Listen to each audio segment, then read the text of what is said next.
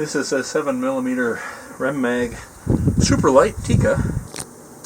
Welcome to the Yukon in North 61. Today I got a package in the mail, which is about all the excitement you can get during a coronavirus episode.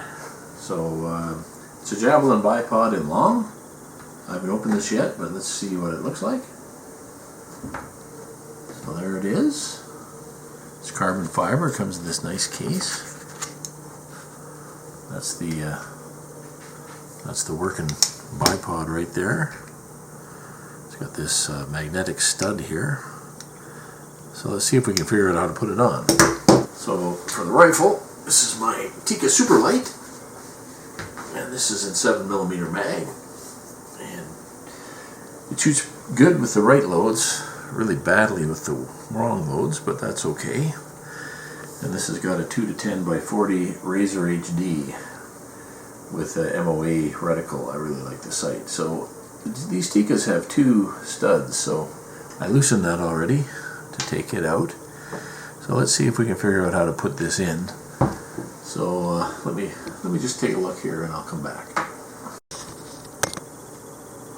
So what you got is some rubber pads, and the rubber pads fit onto this universal adapter and match to the contour. So this is most nearly flat. So I'm going to put that flat piece on, and then you have a number of different screws that you can use, and I guess we'll see if this one fits, and I'll try putting this on.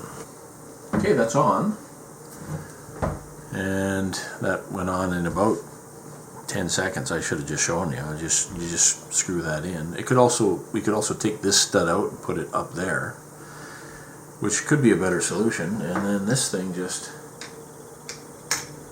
slips right in there, and the magnet holds it in. So now we've got our rifle on a bipod, and this bipod setup weighs 5 ounces, and you can see that it has total pivoting ability there. And it allows you to take this little bipod, put it in your pocket, and it also extends out, and that was tightened. So that's now a high bipod. So for mountain hunting, that's a pretty good deal. And then to take it out, oh yeah, but this little thing, this little lever here will lock it. And yeah, legs can then extend in, and I'll play with this a little bit more, and I'll show you a few more of its features when I've got it all figured out. So it didn't take long to figure it out. So this basically, the legs extend, and then just like some tripods, you screw the legs and they tighten in to the right length, whatever length you want.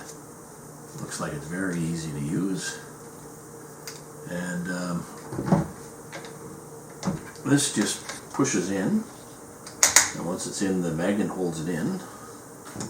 So now we're set up, and then to take it off, you just pull straight, and it comes right out.